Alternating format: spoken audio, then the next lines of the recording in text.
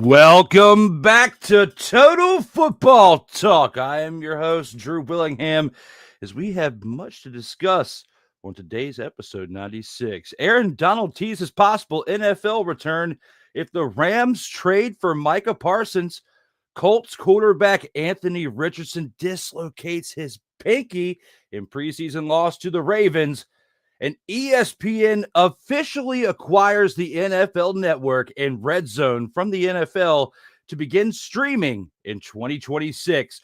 All that and more on this edition of Total Football Talk.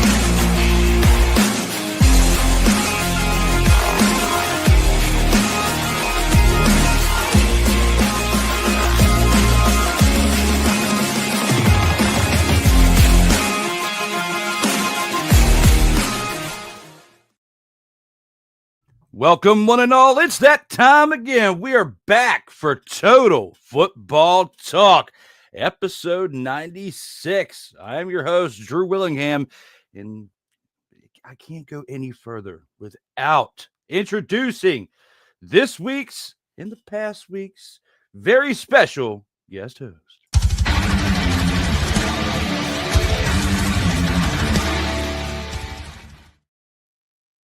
Ladies and gentlemen, please welcome Mr. Ryan McCarthy. Yo, what's happening, Drew? Hey, man, I'm glad to have you back as we have, some things to talk about the NFL, but most importantly, we had a wild game in the CFL last night that went into overtime that we got to discuss, and I actually got to take a little bit of a break at work at that time to catch that in. I was hitting you up. I was like, what a game! Overtime! Yes! And then we'll talk about it. But I'm disappointed because I want to be saying something else, but we do have last week to still recap, so I got to keep that hype for that first before we get into the last night Week 10 action. But welcome back there, sir, as we are here for episode 96. We have much to discuss on today's program within ESPN acquiring the NFL Network and the Red Zone, some news within the NFL as well, and the CFL here for episode 96. But, with Micah Parsons, it's going to be interesting to see how that dynamic works with the trade from Dallas as well as Terry McLaurin. Things we have to pick up from last week that we may have some news for you on today, but you'll have to stick around to see throughout this episode. With that being said, my apologies. Let's take it into the opening drive. All right, let's go. We got trips, right? At 42, 989. On two. Ready?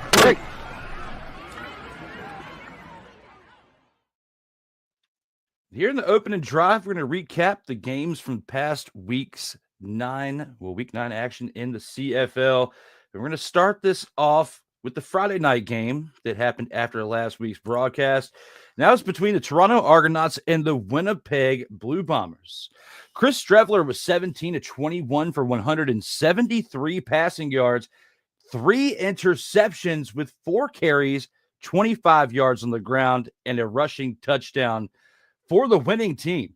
It's not often that a winning team has a quarterback that throws 3 interceptions and wins the game. But hey, it happened right here for the Blue Bombers. Brady Oliveira, 17 carries for 50 yards and 1 reception for 19 yards, led the day for the running backs for the Blue Bombers. Jarrett Stearns had 6 receptions for 53 yards, and Nick Dembski had 5 receptions for 67 yards. The Blue Bombers' total penalties, 6 for 51 yards on the day. Their defense had 2 sacks along with the fumble recovery and an interception by Tony Jones. Trey Vival was besides what we saw out of the defense. Trey Vival was probably the MVP for this team with a kick return for 93 yards and a touchdown, along with 8 punt returns for 152 yards and a punt return touchdown. So 2 touchdowns on special teams for that man.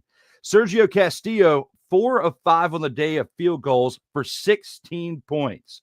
On the losing side, Nick Arbuckle had 22 completions out of 39 attempts for 327 passing yards, 2 touchdowns, and an interception.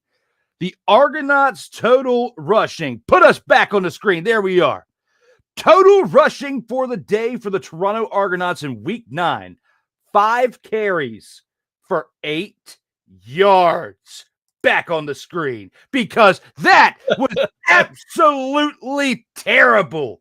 Okay, we'll break that down more here in a few, but that was absolutely wild. You wasted a performance by your receiver DeMonte Coxey, who had 9 receptions for 187 receiving yards and 2 touchdowns. Devaris Daniels had 4 receptions for 52 yards, and the Argos defense was nasty on this day. 5 sacks, 3 interceptions by Cameron Judge, Tavares, I didn't even put his last name on there. We'll just call him Tavares. And Benji Franklin. Benji Franklin and Cameron Judge, it's his 2nd consecutive week with interceptions as well. And our guy Liram, back on the screen. Our guy Liram was perfect for field goals on the day. 3 of 3 for 12 points. With all that being said, the man who only has one name, Tavares, and everything put together, what are your thoughts when looking at this game and how it went down as what I would say, kind of qualifies for the game of the week right here? That would be Tavares McFadden, who had Yes. another interception for the Toronto Argonauts. At the end of the first half, it was 31-13 at the end of the first half for Winnipeg. Like, I messaged you while I was watching this game, and I'm saying to myself, this was in the first half itself was wacky because you had a pick six, and right after the pick six came the kick return for the touchdown by Vival, and it was just wild. The first half was wild, and Winnipeg's getting all those points. They're scoring all those points. It's 31-13 at the half, and Toronto's offense wakes up in the second half because Toronto's offense was not that great in the first half. They had they got 6 points on the board, but they were all from field goals. They're not scoring touchdowns.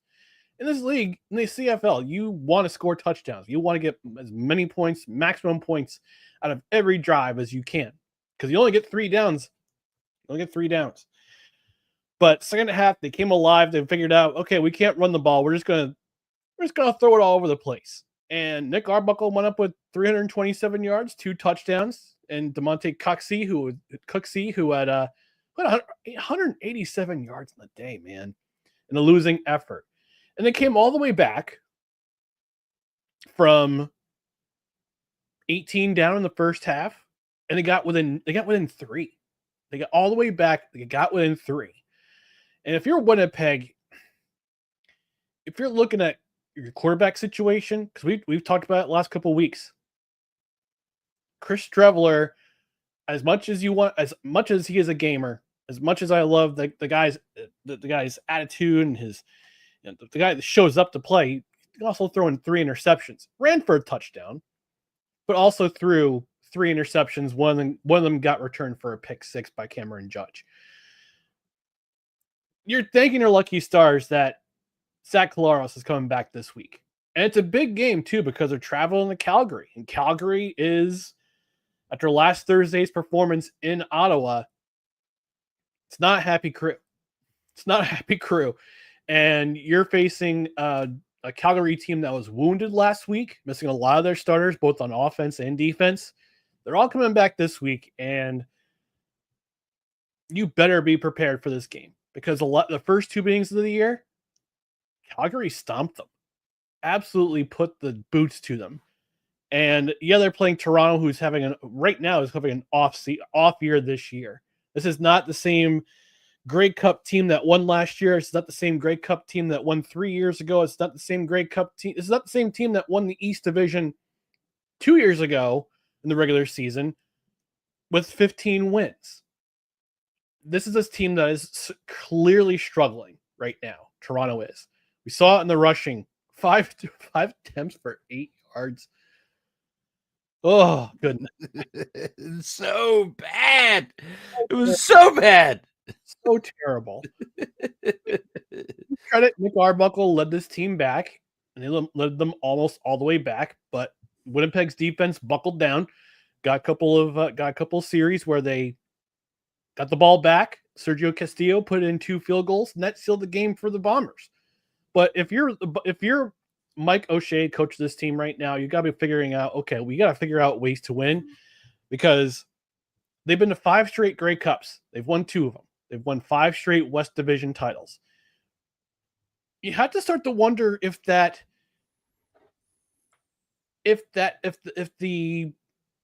starting to fade a little bit.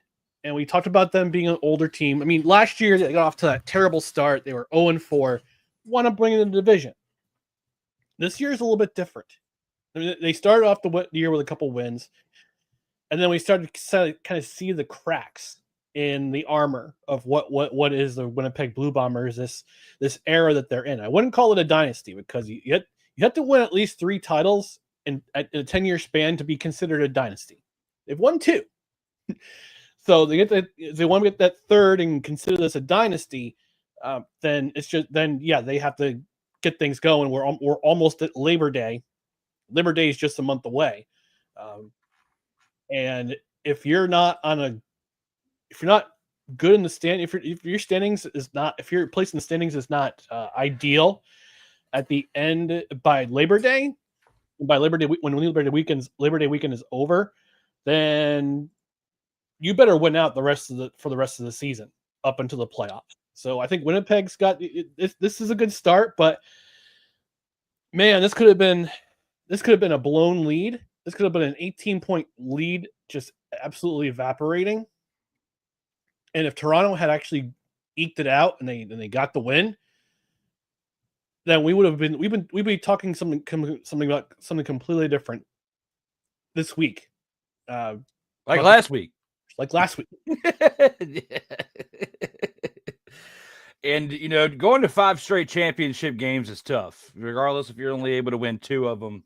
To get consistency throughout that many years is really tough. I mean, it's a shame the qualifications for a dynasty have to be that you have to win like 3 within a certain period in order to become one, because, I mean, the Bills, even though they didn't win a Super Bowl in the 90s, you could argue that's a dynasty because they went to 4 straight Super Bowls, top of the mountain.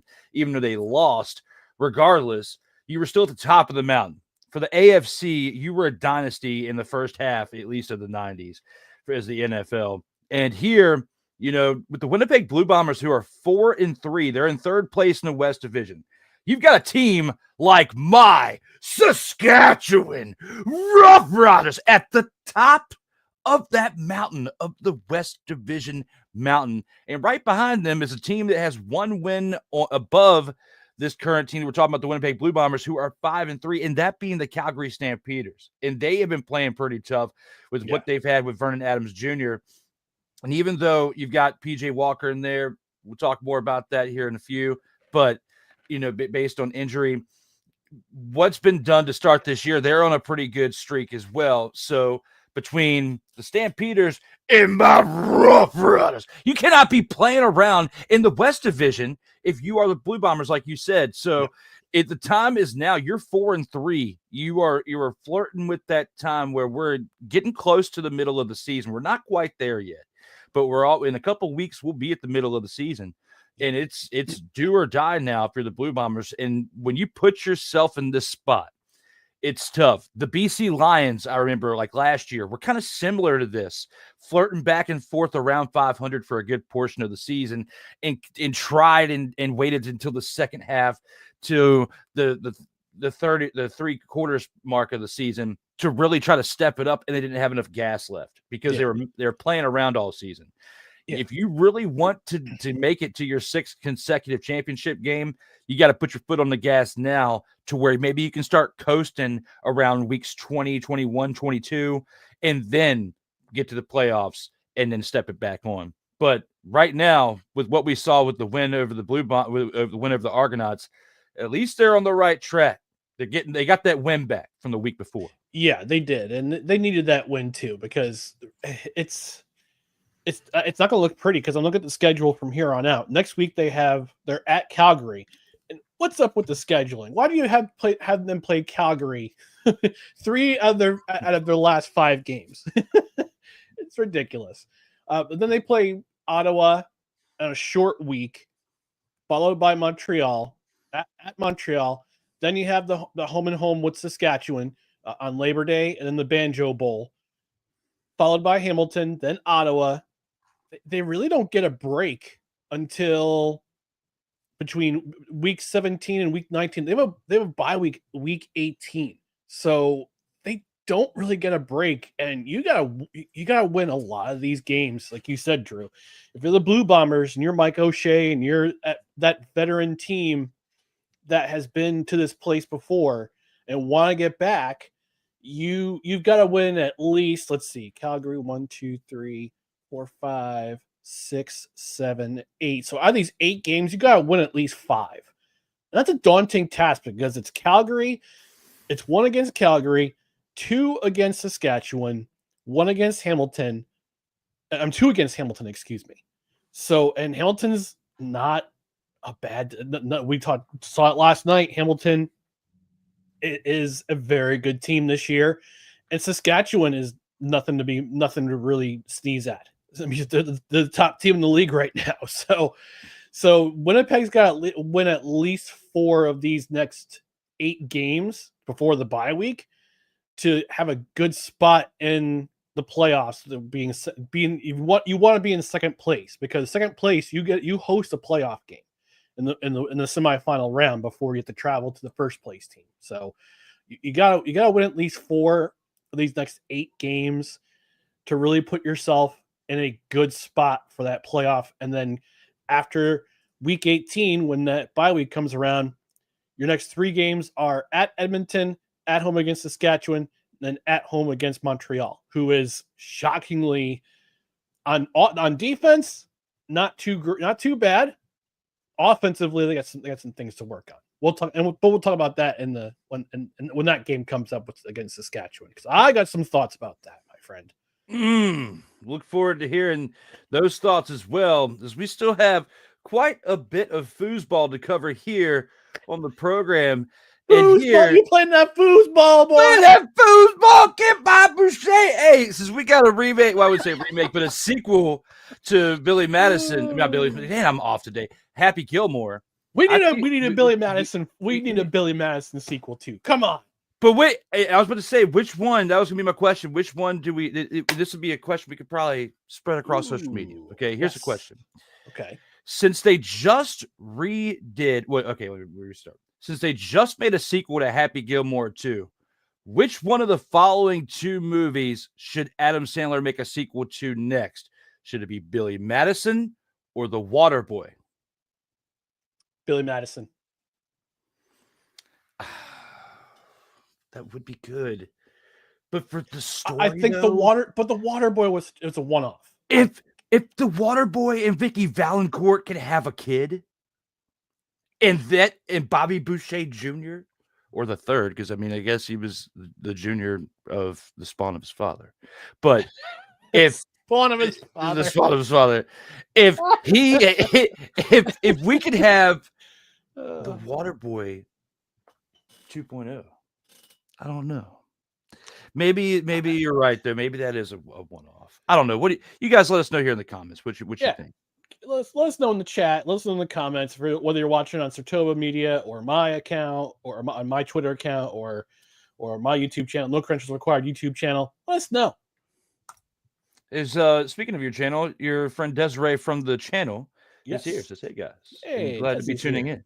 All right. Well, we're glad that you are tuning in with us as well, as we have much more to discuss within the game of professional football, and also we got to know. Billy Madison 2 or Waterboy 2? Let us know out here in the comments, as we just reviewed this.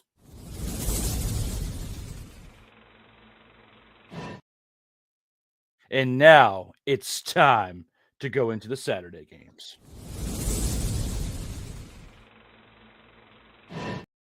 And with the Saturday games, we have to take a look at a game between the Hamilton Tiger Cats and the Edmonton Elks, a game that was much, much closer than I anticipated. I did not think that we would be talking about a game where the Hamilton Tiger Cats only won by 4 points today, Ryan. And that's, based on what we saw last night that we'll get into here shortly, it's starting to make sense why maybe last night happened. I don't want to throw shade, but at the same time, looking at this for what it is, there was pressure on Bo Levi Mitchell in this offense by the defense. The defense stepped it up over there in Edmonton, and we're going to talk about it a little bit here in this recap. As Bo Levi Mitchell, 30 of 42 for 350 yards and 3 touchdowns, an improvement from last week, and he's been my grand champ of the week for the past 2 weeks. And his numbers from the first time of this streak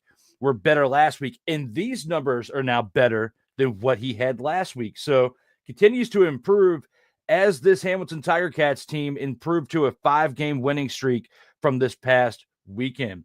And again, he had 1 carry for 5 yards, but their leading running back, Greg Bell, 13 carries for 55 yards on the day and a rushing touchdown, along with 4 receptions for 36 yards on the ground. Keandre Smith had 7 receptions for 138 receiving yards and a touchdown, along with Tim White, who had 7 receptions for 78 yards and 2 touchdowns. The Tiger Cats defense, 1 sack with 1 interception by Stavros Katsantonis. I hope I didn't butcher it. Nope, you got it. You're good. I got it again. That's what I'm talking about. Their total penalties, though, for the Tiger Cats, 2 for 30 yards, which isn't bad when you compare other teams out there, win or lose of the contest, with only 2 penalties for an entire game. It's pretty good. And that's why I feel like you won this contest. Cody Fajardo, 20 of 25 for 257 passing yards, a touchdown and an interception with a carry for 13 yards in the loss for the Elks. Justin Rankin, the highlight reel for the Elks on this day, 12 carries for 69 yards and a touchdown, along with 7 receptions for 64 yards and a touchdown. So between running and receiving, he was absolutely on fire, running like he had a firecracker in between the cheeks. Stephen Dunbar, 4 receptions, 62 yards, along with Curly Gittens Jr., 5 receptions for 61 yards. Elks total penalties on the day, 4 for 40 yards. Not horrible, but still worse than the winning side, that being the Tiger Kitties. Looking back on this, between Justin Rankin on the losing side, running like he had a firecracker between the cheeks, and Levi Mitchell just lighting it up again on the other side for the Hamilton Tiger Cats. What are your overall thoughts when looking back at this contest there, sir? As you mentioned there, Drew, we talked about it last week on this program. We did a preview in a 2-minute drill. We both thought this was going to be, I would say, you thought it was going to be a runaway. This is going to be an absolute beatdown. I thought kind of the same way, but this game was, looking at the stat sheet, it's pretty clean. It's a pretty clean score. It's a pretty clean score line between the final score and the stats between the two. Not a whole lot of penalties, 6 penalties in total, at least accepted penalties. Cody Fajardo actually started the day 17 for 17. That's how he got that 20 for 25. He started the Saturday 17 for 17. But the one play you want to look at, you want to point, I'm pointing back to, is with 2:21 remaining in the second quarter. The Elks got themselves a nice long drive, started their own 28-yard line, got all the way within the Hamilton 1-yard line, but they couldn't punch it in. They could not punch it in, which resulted in a turnover on downs, and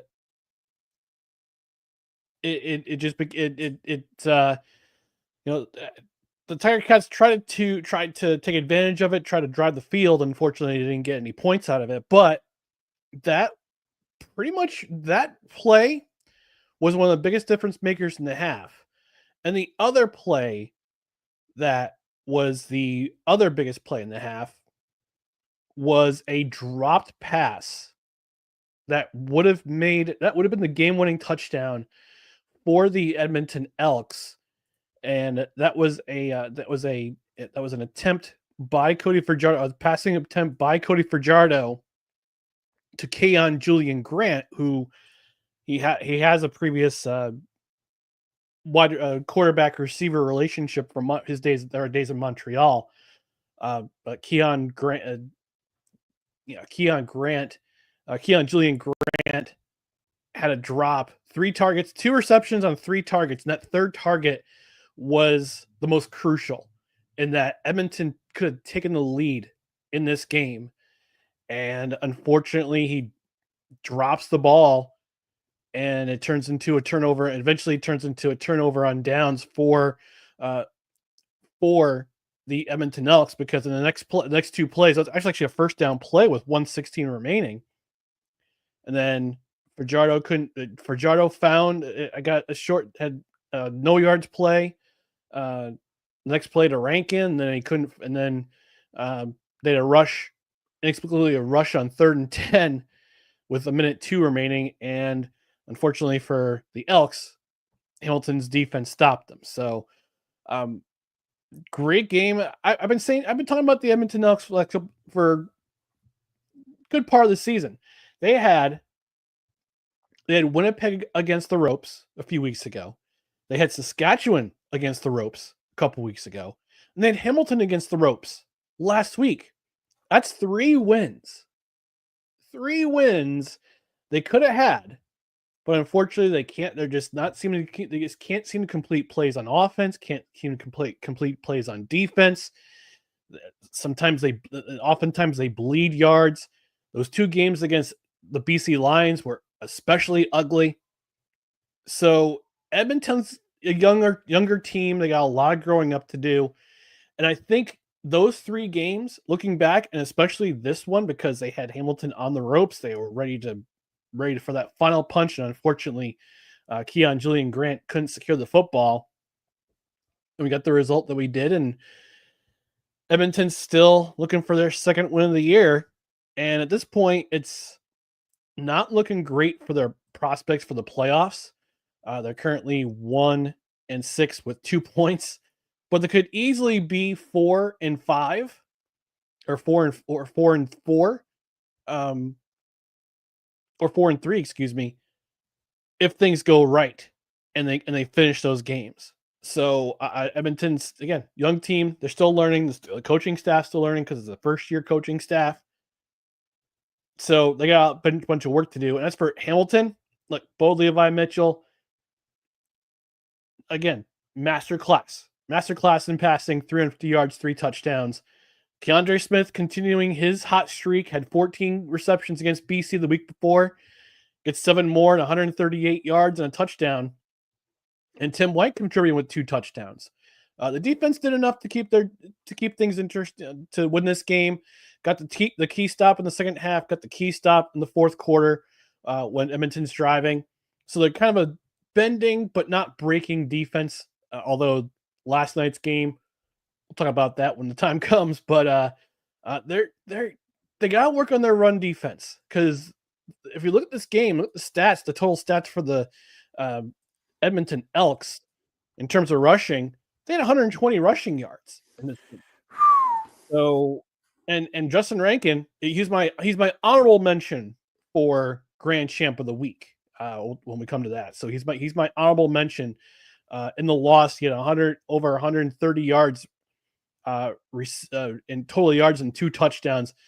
This cat is a guy to watch as a future star in this league. And I talked about his journey from the Indoor Football League, getting picked up by the Elks and lighting up last year. He's continuing that streak. He's continuing that this year with the Edmonton Elks. So Hamilton, good on them. They're still keeping pace. Again, clean. Again, both teams, disciplined game. Elks got a couple things to clean up. Otherwise, it's a win. It's a one in the W column, which is what they desperately need right now to gain some confidence. Definitely big for them for that. And that they continue to streak for the Tiger Cats that we definitely will talk more about here in a few. But before we get to that, looks like Desiree says it would be great for them to do Waterboy 2 if they could have Colonel Sanders in it again. There's something wrong with his medulla oblongata. Although I would call if we had a Waterboy 2, I wouldn't call it Waterboy 2. I just call it Son of Waterboy.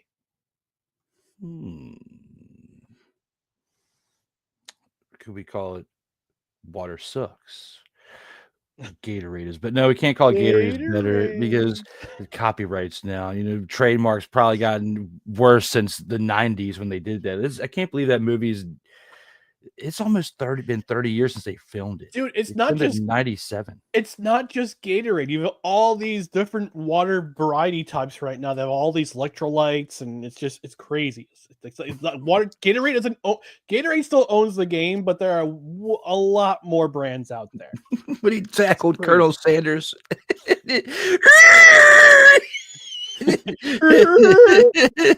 And hey, at least with Happy Gilmore 2, we got to see Farmer Fran again because they brought the farmer. I haven't seen it yet. You need to go watch it. It's on. You got Netflix, right? Well, I got 2 weeks. Well, shameless plug. After tomorrow's No Credentials Required morning brunch, 2 weeks. We have 2 weeks off before the NFL season starts.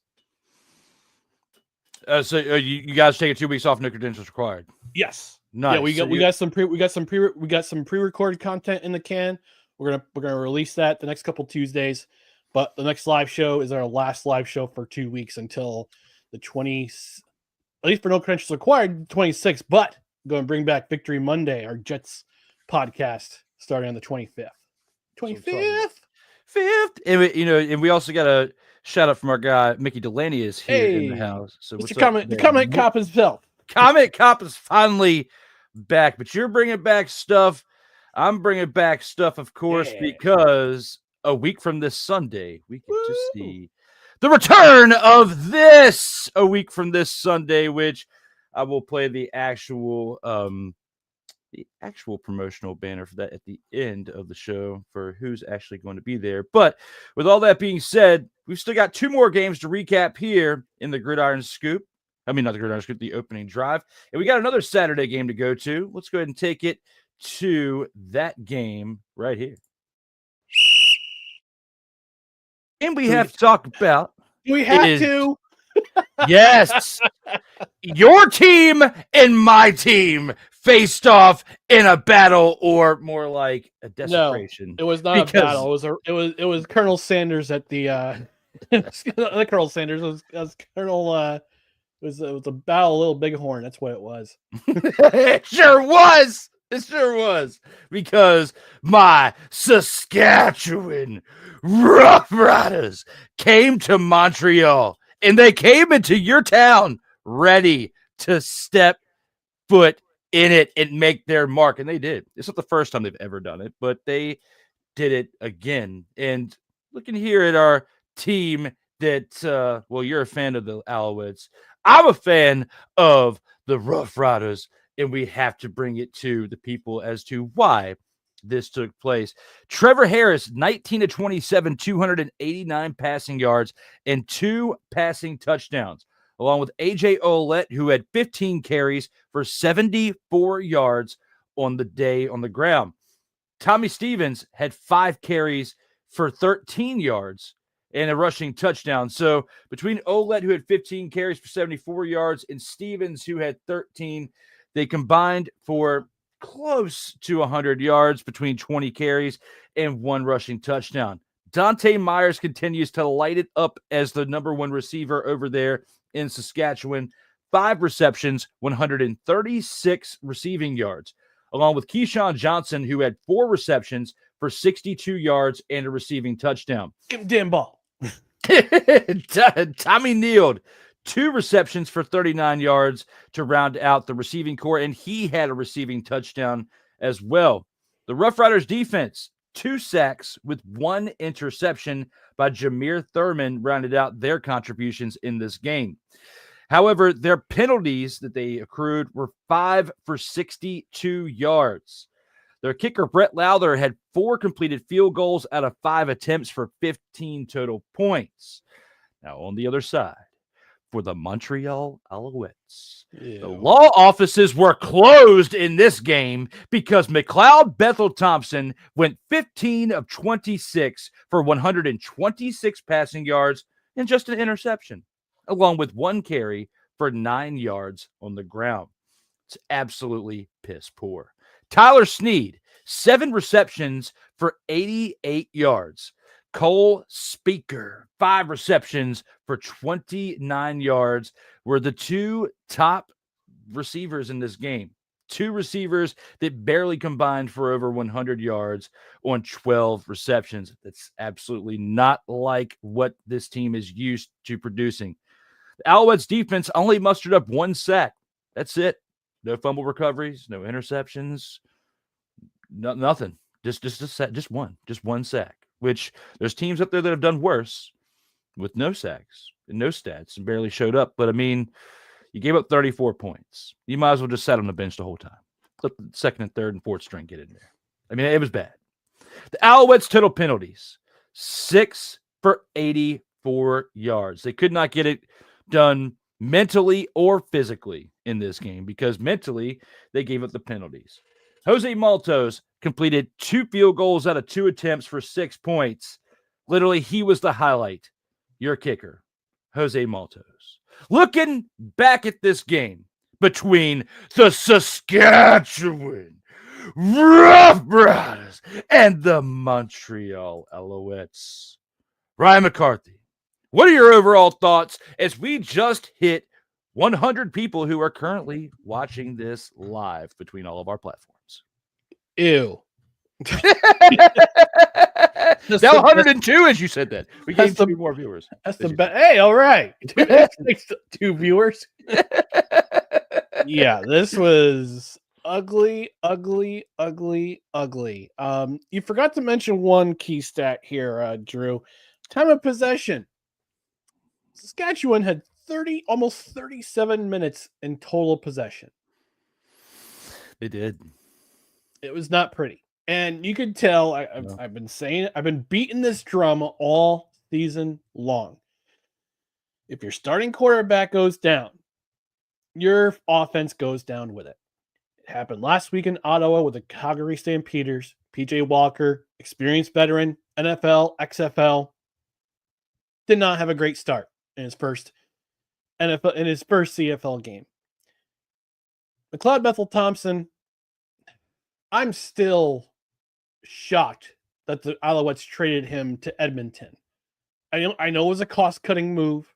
I know Cody's the guy. He wanted to be the guy, but Coach Jason Moss saw the future with Davis Alexander and how he did last year, finishing 5-0 in his 5 starts that he was in place of Cody Fajardo. So they wanted to get the future started, and rightfully so. But when Davis Alexander, when he's out of the lineup, we know what this team is.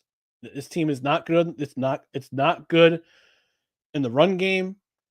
Bethel Thompson is not the quarterback he was a few years ago when he was in Toronto and was throwing the ball all over the place. I don't think he's the answer. He's not the answer for the Alouettes. And you've got 2 other quarterbacks who are sitting behind him, and Caleb Evans and former New York Jet great James Morgan, sitting on the bench. Give those guys a try. Like, do something. I mean, McLeod Bethel Thompson had an awful game. I mean, 2 weeks ago in Calgary, had a great game. Didn't only turn the ball over once, but the rest of the game kept things under control. Was completing drives, getting field goals, but still they won the game in Calgary, which I thought was pretty amazing, considering that their offense has been kind of pedestrian. Terrible. That's terrible. Thank you, Charles. On the flip side, this Rough Riders team is a machine. I gotta give credit where credit's due. They dropped 34 points on one of the best defenses in the Canadian Football League. They held the ball for almost 37 minutes. Trevor Harris was very efficient. They ran the ball on the Alouettes, and they did their job. And on the defensive side of the ball, they got 2 sacks. They got an interception by Jameer Thurman, which was pretty much the nail in the coffin. At that point, they were up. I think they were up 21 to 6 or 21 to 3. And that was pretty much the nail in the coffin right there. Lowther 4 or 5, got 15 points. Jose, I will say one positive for the Alouettes was Jose Maltos. A couple weeks ago, he got the game-winning field goal with a 56-yard field goal. He had a 58-yard field goal in this game, and I believe those two field goals are the longest field goals in Montreal Alouettes history. Yep, I'm sorry, he hit a 54-yarder against Calgary, hit a 56-yarder in this game. So he was the bright spot on this team. But this game was just an absolute beatdown. And ever since the word, I haven't seen a Montreal Alouettes team get beat down this badly in a very, very long time. And their pride this week is their pride is on the line because they're facing Edmonton, who we'll talk about again in a 2-minute drill. Great breakdown. But speaking of break.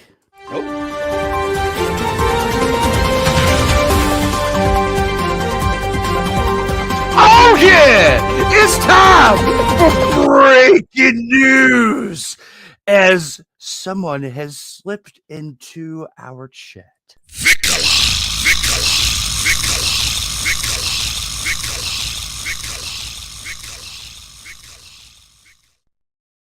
My day is complete now that Vicola is here, because Vicola says today has been the craziest, busiest day I've had at work, including congratulating my boss on a healthy newborn daughter. Bow to the sensei and the super villain. Yeah. We're gonna come back to that here in a few. Okay, we'll come back to that here towards the end. But shout out to Vicola and as well as Mickey Delaney again, who's also telling you to stay in your lane. That's how he says stay in your lane. I've seen it enough. I know he's saying to stay in your lane. I don't make any outlandish comments right now. Oh, he saw the look on your face when I said Saskatchewan. That's why he was saying to stay in your lane. No, I'm just messing with you. But shout out to Vicola and to Mickey for being here and being supportive here in the chats. We appreciate you both. And good to be back, Sensei. Good to have you back, man. Missed having you out here, but I get it. We all have lives. It gets busy out here in these streets.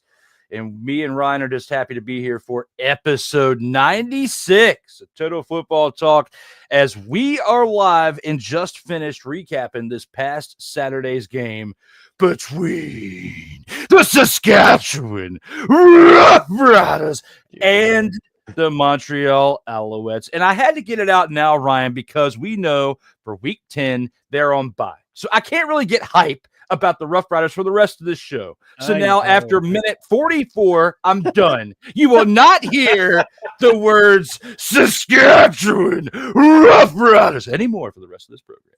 But there it is in this program. And Mick says he loves us. So we love you too, man. We're glad to have you out here and have you back again.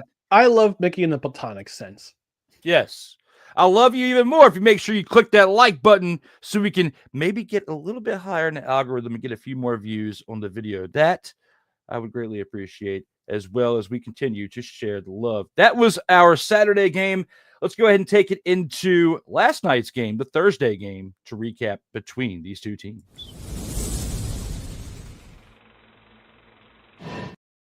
And the game we have to talk about is between the BC Lions and the Hamilton Tiger Cats, because this game was pretty close.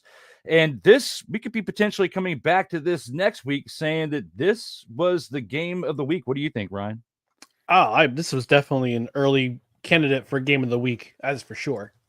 Yeah, because this right here, back and forth, and going into overtime, as we saw here last night, this was a high scoring game that again went into overtime. 41-38 was our final score for the winning team, BC Lions. Nathan Rourke, 24 of 40 for 408 passing yards, 2 touchdowns, and an interception, along with 2 carries for 28 yards on the ground. James Butler, another human highlight reel, and happened to be for this team in this game, as he had 14 carries for 85 rushing yards and a rushing touchdown, along with 4 receptions for 55 receiving yards and a receiving touchdown. Over 100 total yards, 2 touchdowns, very similar to what we saw out of Justin Rankin for a losing team for the Elks in week 9, but actually did it for the winning team in week 10. Justin McInnis, 8 receptions, 159 receiving yards. Aiden Eberhardt, 3 receptions, 120 receiving yards. Javon Katoy had 2 receptions for 22 yards and a touchdown as well. The Lions defense. Great touchdown. He trucked a couple dudes getting to that end zone, man. He did. He did his job, and he did it very well. And he only had 2 receptions, but one of them was that one that we speak of. Their defense on the day only had 1 sack and 2 fumble recoveries. The total penalties for this team, 8 for 65 yards, which usually you see out of a losing team. It's pretty rare that a team gets one over another team, and we'll talk about what their stat line was, but to have 8 penalties for 65 yards and still win the game, you were absolutely clawing, and no pun intended against the Tiger Cats, but you were clawing your way to the victory. Sean White, who had the winning field goal in this game, was 4 of 5 on field goals for the day, missing one for 15 total points. On the other side, a man who has been on fire for over a month, wasn't bad in this game either, but happened to be for the losing team. He was 23 of 33 for completions out of attempts on the day for 305 passing yards and 3 passing touchdowns. 2 consecutive weeks now that he has thrown for 3 touchdowns and no picks. Okay. So for him to do that after coming back on literally short rest, because you went from Saturday to Thursday, he's an older player. He has back-to-back games with 3 touchdowns, no interceptions. That's 6 touchdowns in less than a week. And even though you lost, it was still a pretty close game until the end, as we again saw overtime. He also had a carry for 3 yards, that being Bo Levi Mitchell. Greg Bell, 13 carries for 65 yards on the ground, along with 3 receptions for 19 yards. Keandre Smith, 5 receptions, 46 receiving yards, and a touchdown, along with Shamar Bridges, 2 receptions for 32 yards and a receiving touchdown as well. Isaiah Wooden, 2 punt returns for 91 yards and a punt return touchdown. This is another game we could talk about where special teams played a part in it, although they took the big old fat old stinking.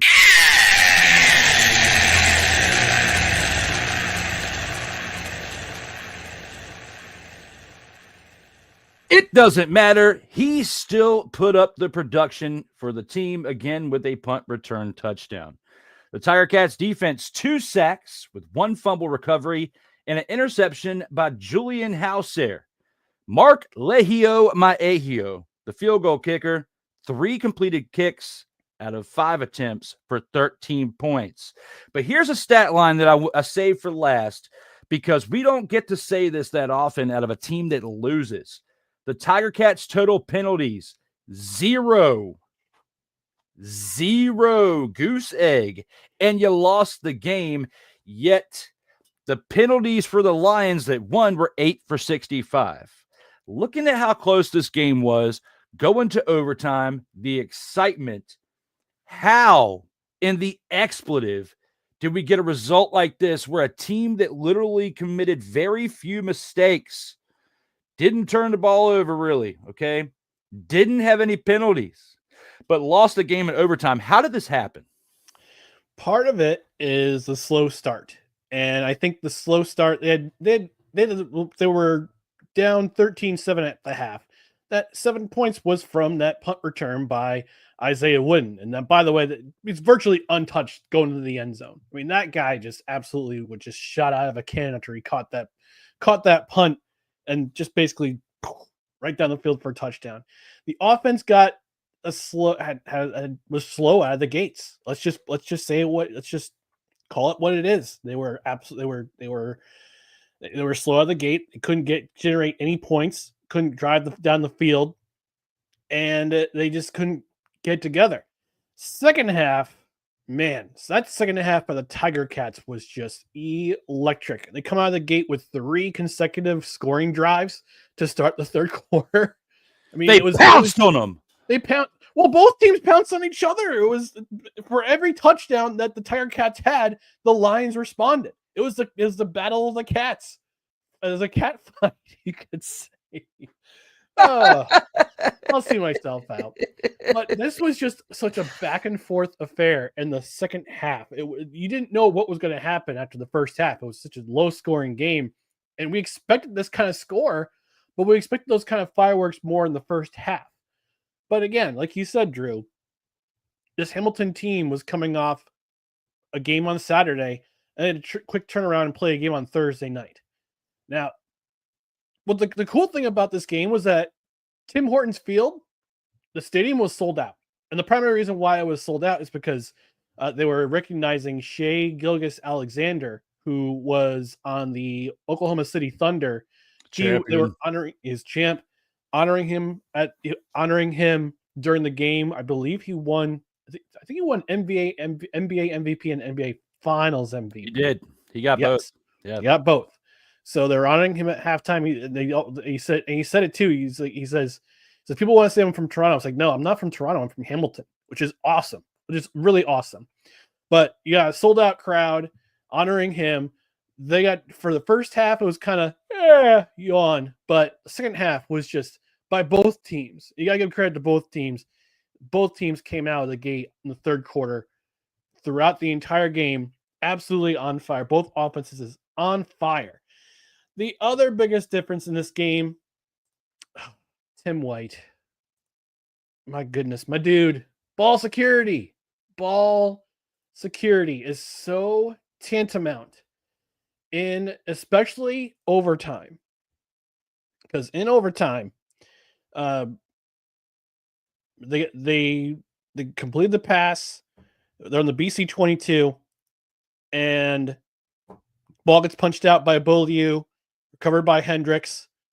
Get the ball back. You get four consecutive rushes for the Lions, and then Sean White kicks that field goal, and the game is over. So between the slow start on offense in the first half, and then Tim White's unfortunate fumble, the lack of ball security, even though he had a solid game, he had a pretty solid game himself, the ball security is so important, especially at crucial times. And it unfortunately didn't happen for Hamilton, and it halts their winning streak. Their winning streak, I think they had won 6 in a row up until. I thought it was 5. Okay, it could have been 5. Yeah, it could have been 5. Yeah, they were going for 6. Yes, that's right. You were last night would have been 6. Yeah, it would have been 6, but unfortunately, yeah, ball control is important. Getting off to a good start is important. They have another Thursday game next week, so they get at least a week off to get themselves together. But yeah, those were the two biggest factors. And man, we got to talk about this BC Lions team, man. I was listening to Rod Peterson show yesterday. They had BC radio play-by-play guy. I'm trying to remember his name off the top of my head. I can't remember his name off the top of my head, but he was saying that they needed this Lions team. They needed a character win, and this was a character win for them because they actually had the lead. They had the lead with less than a minute left in the game. Then Hamilton drove the field, and they got the game tying field goal by Legio. But the defense, they had to come through. They came through because this was an offensive shootout by every stretch of the imagination. We had almost 900 yards total offense between both teams. 514 for the Lions, 366 for the Tiger Cats.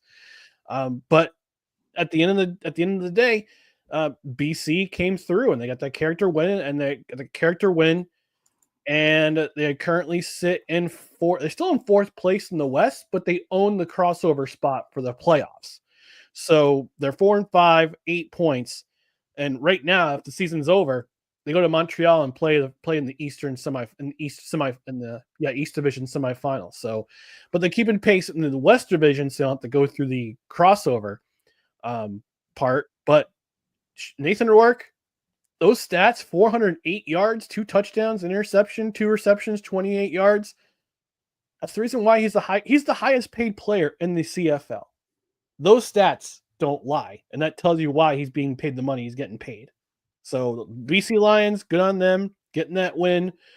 Tiger Cats, tough loss. With all the positives they had in the stat, the one stat that counted the most was the fact that they got the fumble at the worst time, and couldn't have come at a worse time because it led to the game-winning field goal by Sean White. Hey, everything happens for a reason, and even though we wanted to see a 6th consecutive win for Hamilton, or at least I did, we didn't get what we wanted, and hopefully this loss right here, even though it was a close one, will impact them enough to make them realize, like, hey, we need to tighten some things up because we should have had this game, and that's what the Hamilton Tiger Cats should be thinking right now. Because they've started off a pretty strong season after having a pretty mediocre 2024. 2025 has been looking pretty good for them. And speaking of things looking pretty good and moving on in the right direction, we have to take this on into our first commercial break. But when we come on back, we still have the grand champ, the Gridiron Scoop, Snowflake of the Week, 2-minute drill, much more in store for you here for episode 96 of Total Football Talk. All right, let's go. We got trips, right? At 42, 989. On two. Ready? Quick.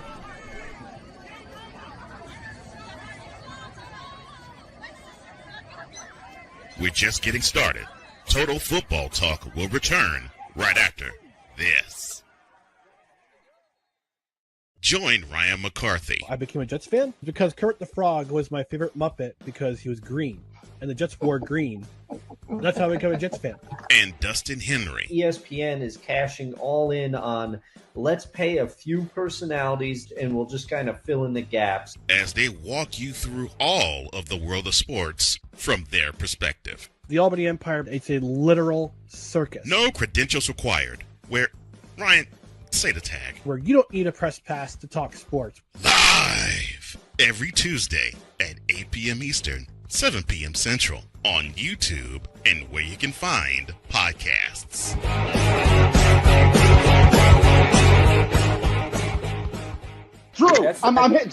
Drew, I'm hearing a bunch of stuff in your mind. I know you know this team very well. Are you in and out, my friend? This team, as a fan for the past, 18 months, it has been terrible. As an analyst. As an analyst, going through the experience as an analyst and also as a closet fan of the Washington football team, formerly known as the Redskins. It is a travesty. I am out. Get the f*** out of here! I believe that they will not make the playoffs this year. Come on, they are 2-6. I don't care how much of a fan I am. I don't care how much of a past fan I am to have a half sleeve dedicated to them. It doesn't matter. They S-U-C-K.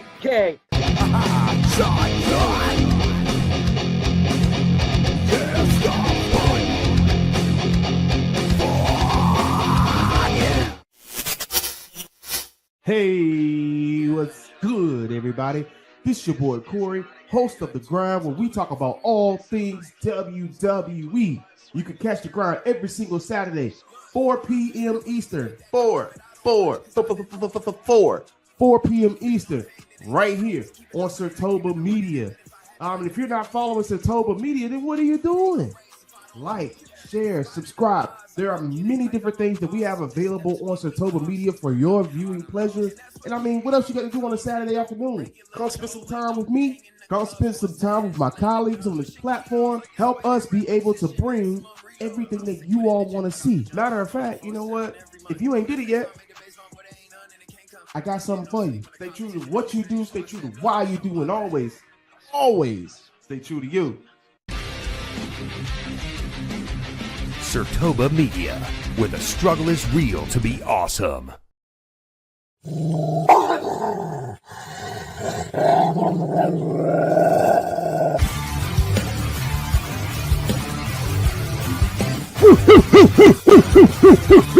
Where my dogs at? It's time for the Total Football Talk Grand Champ of the Week. With that being said, Mr. McCarthy, who are you thinking about for your choice for Grand Champ of the Week? All right. Well, let me start off with the honorable mention. Justin Rankin, 133 total yards, 2 touchdowns, and a losing effort for the Edmonton Elks. A very close game against the Hamilton Tiger Cats. Again, I'm against the ropes. It was a drop pass and a goal line stuff away from taking away the upset. We've been talking about this game as the upset of the week. Unfortunately, it didn't happen. But Justin Rankin, gonna give him some flowers for his efforts in that game. But my Grand Champ of the Week was the Ottawa Red Blacks defense. 4 forced turnovers, 3 interceptions, including 1 pick six that blew the game open for the Red Blacks, 4 tackles for loss, and they allowed only 35 rushing yards to a Calgary Stampeders team that has been relying on the run a lot this season. Like I said, I understand that they had some personnel issues. PJ Walker was their starting quarterback this week because of Vernon Adams Jr.'s injury. But Ottawa's Red Blacks defense, they've had some troubles this year, but they turned it around. They had a great game against the Calgary Stampeders, who are one of the top teams in the league and also in the Western Division. So give a shout out to them, the Ottawa Red Blacks defense. Hopefully for them, this game against Calgary is a turning point for them, because I had them pegged as a possible Grey Cup contender out of the East this season. And they got off to an unfortunate start, had some injuries on the offensive side of the ball. Their defense, though, has been kind of playing lackluster, but they had a great game against Calgary. And hopefully for them, this is a turning point for the season. So my Grand Champ of the Week, the Ottawa Red Blacks defense as a personnel. Great job, guys. Hope you keep up the momentum.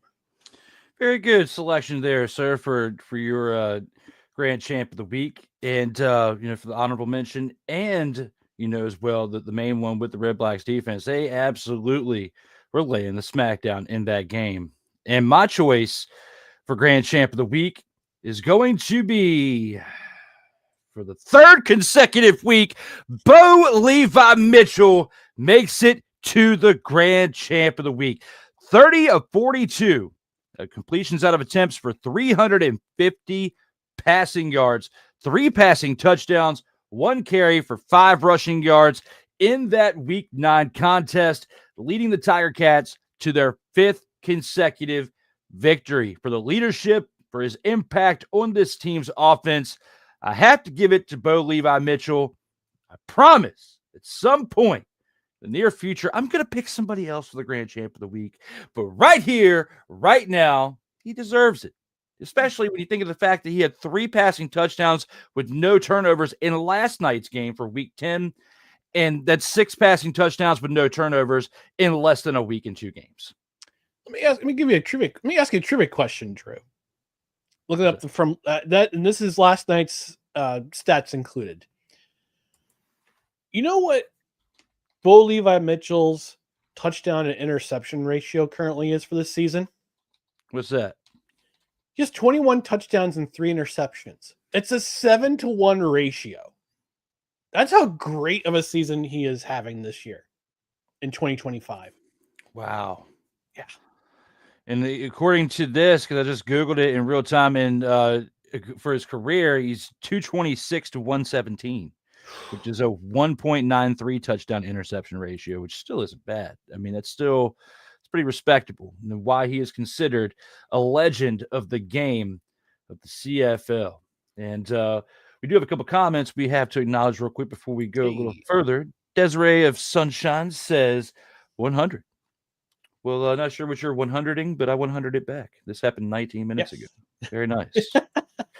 And Victor Law says, remember when the Patriots had Nathan Rourke and gave him away and trusted Jacoby instead? Sorry, dog. Oh. Wow. Shots fired. And the Snowman crew. Oh, man. But yes, the Patriots did have Nathan Rourke for like a hot minute, and then they gave him his walking papers. But I think it was an intentional walking papers because they wanted to tank this past season, the 2024. My humble. They wanted to make some improvement picks for the upcoming 2025 season that they would not have gotten if they would have played Nathan Rourke, I guess. I mean, that's the only way I can really break it down. But yeah, improvements.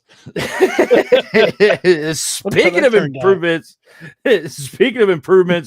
we're going to take it on into the next section for the Gridiron Scoop to discuss something that might be improving over there in Los Angeles, if you know what I'm saying.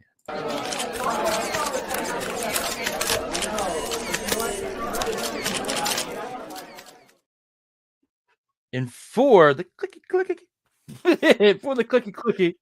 Aaron Donald teases possible NFL return if the Rams trade for Micah Parsons. And that is our main thumbnail for this program for today's episode 96. Do you believe this will impact the move for Parsons to Los Angeles? No, and Rams fan needs to quit dreaming. This is not Madden 2026, okay? But in all seriousness, Aaron Donald apparently is still in really good shape as a football player. I think he worked out with Jared Verse, who's the premier edge rusher, had a breakout season last year with the Rams.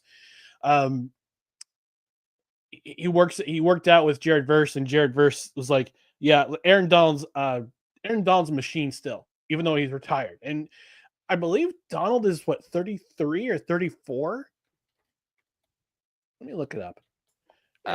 He's not. I don't think he's quite at his mid-30s yet. He's 34, so he could still. I mean, he retired pretty young for in regards to NFL standards, but he's also playing a position which is interior defensive lineman. And that is a physical position.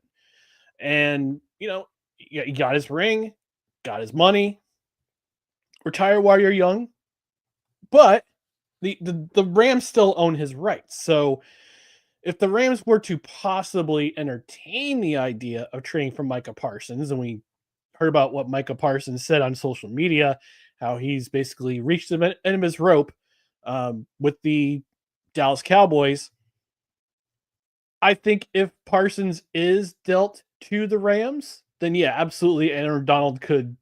I think that could possibly impact the move for if Aaron Donald says, yeah, if Micah Parsons is a part of my team, yeah, I'm absolutely going to come out of retirement and help this team win a Super Bowl again.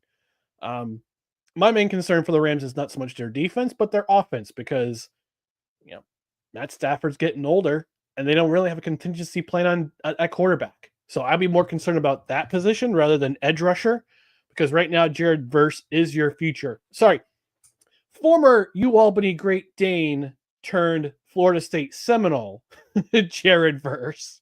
Got a shout out to UAlbany right there. But yeah, that my primary concern is if you're the Rams is a contingency plan for offense. But hey, Micah Parsons is a nice little trade, nice little chip in your deck.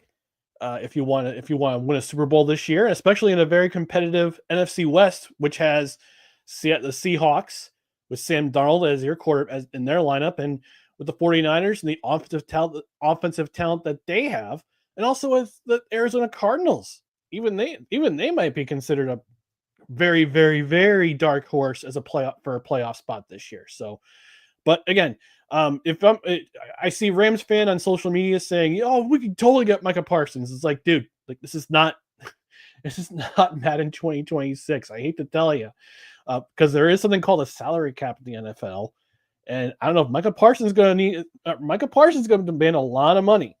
Yeah. So, but This is entirely Jerry Jones's fault. Because you know what the cap hit? I saw a meme. I don't know, Drew. I'm going to give you a little trivia quiz. Pop quiz. Do you know what the cap hit for Dak Prescott is in 2025? 60? Is it Little 60 low. million? Little Like 50, 55? 50.5 million. Compared to AJ Brown, Devontae Smith, and Jalen Hurts for the Eagles combined is 46.9. It's insane. It's insane. So I know Vic Allah is watching. He's a Cowboys fan. He's gonna be like, "Yeah, you're putting the boots to my Cowboys." Well, guess what? It's Jerry Jones who is giving the ammunition for every other team fan of other teams in the league to put your boots to your Cowboys because of the mistakes he's making. So should have paid Micah Parsons when he had the chance, Jerry. Now you're stuck in this position. And if he does get traded to the Rams and Aaron Donald's coming back, watch out for the Rams defense this year. You broke that down great. I mean, looking at this situation, the number one thing that people have not been thinking about when talking about this is the salary cap. And you are paying multiple big-time players. You decided to keep Puka Nacua over Cooper Kupp, which is your future of your offense and your wide receiver. Yet, the one thing they really have been lacking on in the past season was defense because of the retirement of Aaron Donald after the 2023 season. So this would make a huge impact. And if Aaron Donald is in great shape still, and they actually pull the trigger on this, I feel like they'd have to restructure Aaron Donald's deal that he has remaining for one to help this. But for two, if this did actually work out and they both stayed healthy throughout the 2025 season, this duo could be absolutely nasty. But I agree with you on the fact of the current salary cap. There's no way they can really make it work and be a team that can really make noise in the playoffs. So they're going to have to make some restructures one way or another in order for this to happen. Somebody's going to have to take one for the team. And with it being this close to the start of the season, we're literally like 4 weeks out from the start of the season. I don't see this working out in Los Angeles this close to the start of the season. If we were talking about this in June, maybe, because then you'd have a little bit more time to wheel and deal some things. It's been historically proven that teams are not big into restructuring deals or signing big deals unless, or big trades, I would say. It doesn't happen all the time, especially for something that just came out. Now, if Micah Parsons had been saying since February he wanted to be traded, then I would understand that possibly a trade could have happened already. A restructure of the deal would have happened. Things are moving way too fast this close to the start of the season for anything big like this to happen, because two pieces would have to come. You'd have to trade for Micah Parsons, and then Aaron Donald would have to reinstate himself into the league, coming back out of retirement. So there's too many moving parts. I don't see it happening. It was entertaining to discuss it for a little bit, but I don't see it being a possibility. Micah Parsons, whether he stays in Dallas or goes elsewhere, it's not going to be in Los Angeles, regardless of what the fans of the Rams think. And next, we're talking about NFL still. Colts quarterback Anthony Richardson suffers dislocated pinky in preseason loss to the Ravens. Will this injury impact his chances of starting week 1, regardless if he's healthy by then? Yeah, it will. This year for Richardson, it's a career year in the sense that he has to have a breakout season or his NFL future is probably in jeopardy. I mean, he was a big pick. I thought it was a huge risk. It was a huge jump for the Colts to draft him in 2024 or 2023. I can't remember when he got drafted. He was 2023, but he's had injury problems his entire NFL career, and he hasn't really had a chance to get jump started. So they bring in a contingency plan in Daniel Jones. Indiana Jones, baby. Do. All right, I'll stop for copyright reasons. But this is a make or break year for him. Not just as a Colt, but also as a starter in the NFL. And like I said, he's had injuries. He's had injury issues since his first year in the league. He had a season-ending injury last season, or was it the year before? It was last season because Joe Flacco played for them the last part of their season. So, and he had injury problems in his rookie year as well. So, yeah, I mean, regardless if he's healthy, I don't think he starts week 1. I think Daniel Jones starts week 1 for the Colts. But if Daniel Jones goes down and Anthony Richardson comes in, that he's got to make. He's got to ensure that he's not making the same mistakes as he did as a rookie, and he's got to ensure that he can stay healthy. Otherwise, I think this is unfortunately, I hate to say the word because I hate to say this about anyone in the league, but he might be a bust. So I hope he heals up and I hope he gets better. I hope the Colts coaching staff can help him. But man, I feel bad for the dude, but he's a professional. And he's got to take care of his body. You got to take care of his mind. Got to take care of his development, because he's the one he's the one who is responsible for all those other things. All those, and his factors are the ones that he can control. Everything else he can't control. I don't feel bad for him. He took himself out of the game last year for being tired. So because he was tired, all right, and now you have a dislocated pinky. Okay, regardless of the pinky, you were tired, and because you were tired, I have no faith in you. Yes, this affects your chances of starting week 1 because you were tired. That was you being on thin ice. The pinky is the last straw. I forgot about the being tired thing. My bad. I don't feel bad for you now. Now, with all that being said, because he was tired, it's time to go to the last topic here within the scoop.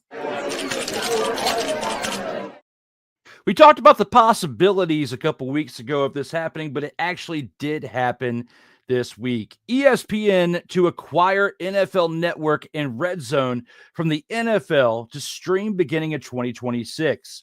Do you believe this move will be beneficial and help build viewership, or hurt the Shield in the long run? I don't think it does either. And I'll tell you why. Because regardless of this deal, people are still going to watch the NFL. The NFL is the new national pastime in the United States. It's also growing internationally as well. From what I understand with this new deal, and also ESPN is also acquiring the PLE rights for WWE in 2026. But from what I understand, if you have a pre-existing subscription to a streaming service or a cable service, you don't have to pay the extra $30 a month to gain access to NFL Network, to Red Zone, to the PLEs for WWE. So that seemed to get missed in all this hoo-ha about the NFL Network and Red Zone and WWE PLEs going to ESPN in the new era app. It's $30 a month. So let's I want to make that clear. Hoo-ha, ladies and gentlemen. Yeah, the hoo-ha. Yes. Don't get me started on hoo-hoo dillies and cha-chas. Family show, Ryan. Family show. Jeez. But I think for the only ones this benefits is the NFL. The only people who really benefit from this are the NFL and for ESPN, because they'll be getting more for people who don't have streaming services, who don't have a cable subscription. They're gonna be forced to pay $30 a month. Yes. But guess what? People are gonna pay anyway because it's the NFL. I love I, for one, love Red Zone because of my undiagnosed ADD. I love sitting in front of a TV, watching 7 hours of commercial-free football, and just goes from game to game to game. So instead of watching just one game, as a Jets fan, I suffer through every season. I don't have to watch just that game. I can watch every game. Thank you. Shout out Scott Hansen. But no, the only one this benefits is ESPN, and also benefits the NFL because they get a stake in. I believe they get a 10% stake in ESPN with this deal. But it's not going to hurt it's not going to hurt the NFL in the long run because, again, people want to watch football. People forked over $400+ a year to YouTube for the NFL Sunday Ticket, and they're going to do it again this year because they want to see their team. They want to see their team. They want to see Red Zone. They want to see the NFL Network. The NFL is the most NFL is the most beloved league in the United States. So this won't hurt them at all. This won't hurt the Shield, and it'll benefit them the most. I agree. Will people be disgruntled about it? Absolutely. People complain about everything, no matter what sport. But I mean, you bring up good reasons for that, and also with the fact of ESPN acquiring WWE rights for 2026 and beyond for the PLE events. From what it sounds like, it's just the PLEs. It's going to be $29.99 a month for ESPN, which if you're used to, like I've been for the past several years, you pay like $10 or $15 a month to the NFL app and you get Red Zone, NFL Network, and your local games that are going on, like at your Fox and your CBS. The only thing I don't think you got was Sunday night, Monday night football, but you got in Thursday because Thursday is on Prime. So you'd have to have Prime for Thursdays, you'd have to have ESPN for Mondays, and you'd have to have Peacock for Sunday. So there's so many different apps now that you have to have that now you're going to have to. Now it condenses down to 3. If you're doing app-based watching of games, and it basically, in one way, even though the price goes up, you're dealing with one less app. So it's like that, but like anything now, inflation. Like people can complain about the price all they want, but everything has gone up. And we can argue that over the last 5 years since COVID, the reasons why, which we're not going to do that here, but everything has gone up. At some point, the price for this was going to go up. I just hope that where in a lot of cases, at least for something like this, when it comes to streaming, usually when they charge more to the customer, you get more in return as far as things you can use within the app. Services within the app. So my only hope is that we get more than just what we're used to seeing from Red Zone and Network. There's other, whether it's shows, other types of content that come to it, because they need to elevate it from where it's currently at, like they plan on doing with WWE, UFC, and the other things that they've acquired through what Disney has been doing over the past 5-10 years of just literally buying up everything. Yeah. Well, don't forget, NFL is going to be the first Friday game this year is going to be on YouTube TV, and you've got the two, I think is it 2 or 3 Christmas Day games on Netflix this year. Yeah, I forgot about the Netflix Christmas, which that was a dumpster fire last year. But I will digress, as we'll talk about that closer to when they actually bring football back to Netflix. But yes, that was a dumpster fire in my opinion last year as we brought it on this show. But speaking of dumpster fires, our favorite segment where we get to talk about dumpster fires is up next, and that's where we get to break down who is our choices for the snowflake of the week.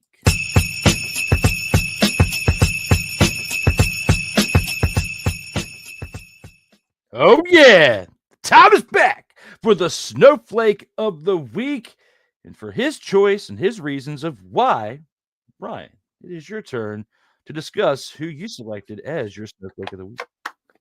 Originally, I was going to go with PJ Walker, but I gave him a pass. I gave him some grace because it's his first CFL start, and the CFL is it's a different animal than the NFL and the XFL. Granted, he's a seasoned professional, but I'll give him a pass. Threw 3 interceptions, had 1 touchdown against the Ottawa Red Blacks, who was my grand champ of the week on their defensive unit, was the grand champ of the week. But the snowflake of the week was the Montreal Alouettes offense. 169 net yards of offense. 169 yards. They didn't even break 200 yards against the Saskatchewan Roughriders this week. Their offense, their rushing performance was terrible. McLeod Bethel Thompson, he's fallen off the face of the planet. He fell off the face of the planet after his game against Calgary when he didn't really have too many mistakes. Made a lot of mistakes in this game. He's not the answer as a backup for the Montreal Alouettes. They managed 6 points, which came off of 2 field goals by Jose Maltos Diaz. One of them was a 56-yard field goal. So if you had him in CFL fantasy last week, great job. But otherwise, the Montreal Alouettes, their offensive unit was pedestrian, it was pitiful, and it was pathetic for a team that has Jason Moss, one of the best quarterbacks of the 2000s, as your head coach, and the GOAT in CFL quarterbacks, Anthony Calvillo, as your offensive coordinator, and you can only muster up not even 200 net yards and no touchdowns, manage only 2 field goals. You guys deserve my snowflake of the week. Great choice for your snowflake of the week. And for myself, I have to discuss my thought of who I have selected for the snowflake of the week. And that is from the Toronto Argonauts, their running back squad. Oof. As we talked about earlier, how in the hell does this happen? Total rushing, 5 carries for 8 total yards for an entire game. From start to finish, you only ran the ball 5 times in a game that you lost. And had you done a little bit better, had you been able to pick up a little bit more on the ground, you might not have lost the game at all. I mean, you only lost by 9 points, but you couldn't get a running game together. Nick Arbuckle wasn't consistent as well. The only thing you really had was Devontae Coxey tearing it up in your defense that kept you in the game. Other than that, this definitely cost you the game. Running the ball only 5 times and only mustering up 8 yards. Again, how the hell does it happen? Terrible, terrible leadership is how it happens, and terrible preparation, in my opinion. Toronto Argonauts are my choice. Their running backs, at least, are my choice for the snowflake of the week. Oh, Drew, before we go to commercial break, point of clarification from our last segment in the Gridiron Scoop. There are 3 football games on Christmas Day. Okay. 2 of them are on Netflix, including your Washington Commanders. Yes. They're the 1 o'clock game. They're playing Dallas. Detroit, Minnesota is at 4:30. And then the final game is on Prime Video, Denver at Kansas City. 3 possibly bangers of games on Christmas Day. Ho, ho, ho. We shall see something. Happy birthday, Jesus. You get 3 games of football. We will have interesting foosball indeed on Netflix in this game, or on this day of Jesus's birthday. Now, with that being said, believe me, I've already shredded Jarrell 6 ways from Sunday about this, and I will do it again, says the man known as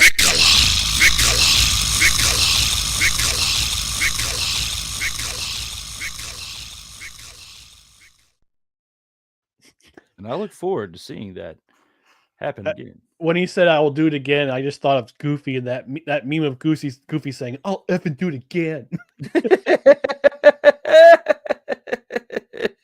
That was a good meme on that one. Thank As you, we currently Michael. have 137 of you watching us between the different platforms. Thank you very much for tuning in. But we do have to take our final commercial break of the program. And when we come back, we still have the 2-minute drill and the post game to discuss. Thank you, as always, for tuning in to Total Football Talk.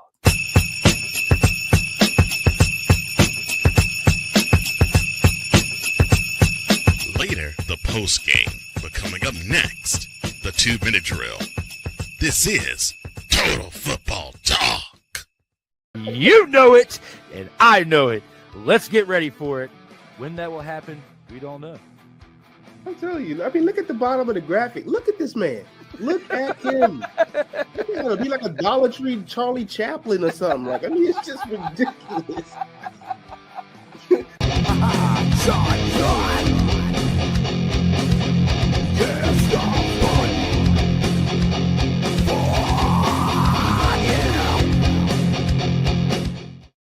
Hey, ladies and gentlemen.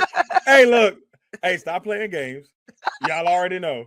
Go ahead and toss him some Willie Bucks. Ain't nobody playing around. Hey, $ D Willie 87. Go ahead, hit him up on the Cash App, and go ahead and give him some Willie Bucks. Look at Drew looking stoic, ladies and gentlemen. Stoic on that $10 bill. So go ahead, slide my man over some Willie Bucks, and we good. That's all I'm saying. We good. How about some Willie Bucks? Sertoba Media, where the struggle is real to be awesome. In a world where chronicles of the past are brought to the streams, whether the content is relatable or completely beyond your realm of life, there is no shadow of a doubt that this show is absolutely full of shenanigans. Get ready for D Willie in the evening, this Sunday at 10:05 p.m. Eastern. exclusively on Sertoba Media, where the struggle is real to be awesome.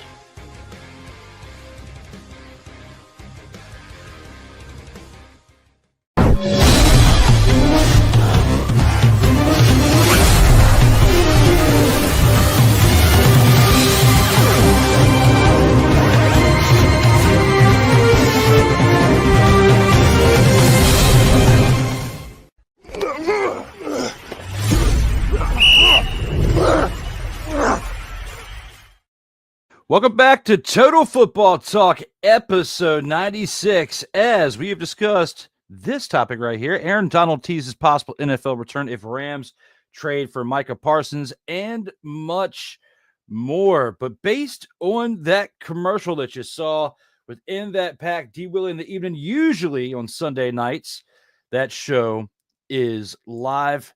But this week, doing something a little bit different, as this week, I will actually be doing it on a different day.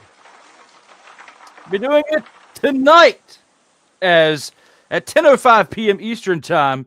You can see texting is not the way at 10:05 p.m. Eastern time here on Sertoba Media. If you're watching this on No Credentials Required, you'll have to check this out on Sertoba Media. But tonight at 10:05 p.m. Eastern time, episode 37. The episode I was going to try to do last week will be tonight. A little bit different than the format that I was going to be planning for last Sunday, but it will be happening tonight. It will be live. It will be myself, and it will be at 10:05 p.m. Eastern time. If you have the NFL Network, currently Shedeur Sanders is under center for the Cleveland Browns, and they are already at a third down. So we shall see what happens with Shedeur Sanders. But now I have to bring back my cohort for episode 96. And that is Mr. Brian McCarthy. Welcome back there, sir, from our commercial break. But just to kind of, transition on end, because we had the commercial towards the end of D. Willie in the evening, I had to let them know that, hey, it's tonight, not this Sunday, because we are preparing for the move for the In or Out Sports Debate to come on back. But Shedeur Sanders just completed his first, what appears to be first down in the NFL, and it being in the preseason. So shout out to him. But with all that being said, before we get back to the NFL, let's go ahead and preview the final games for Week 10 for the CFL and take it into the 2-minute drill.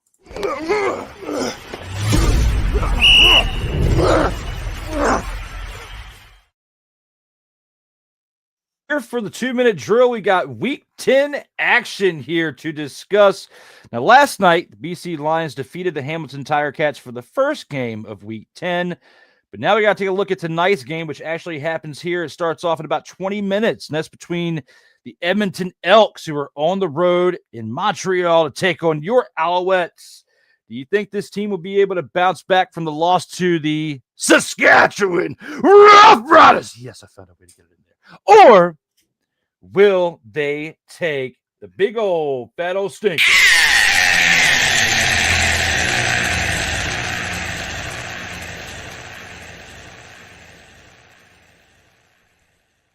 In this game? No, the Montreal's taking the L. I gotta say it. I'll say it for up front. They have no rushing attack, and the Elks held the Hamilton in check on the rushing side last week on defense. So it's going to be up to McLeod Bethel-Thompson's back under center again for the Montreal Alouettes. They're also missing their two best receivers. They're missing Tyson Philpott and they're missing Austin Mack, and that is going to be a big loss because they got to rely on. They have to rely on Tyler Snead and Cole Speaker, but they're not traditional wideouts. They're slot back. They're slot receivers, so they need to find some way to get some explosive plays. And Montreal's defense is going to be predicated on stopping Justin Rankin, which will lead to the passing attack of Cody Fajardo, who's going to be under center for the Edmonton Elks again. They'll be able to spread the ball around, and as long as his receivers can get open and they can catch the ball. Looking at you, Keon Julian Grant. This will be a tight contest, but I think Edmonton will get their second win of the season in Montreal. And after this game, I think Montreal is going to have to do some soul searching on offense because all the injuries they have, it's affecting the way that they score. And they only managed 6 points last week, both on them on both, and all 6 of those points coming on field goals. It's not going to cut it in this league. And the way that they were offensive, their offense was offensive last week with under 200 yards net yards offense. It's not an effective way to run it to win this league. So I think Edmonton's going to take this game.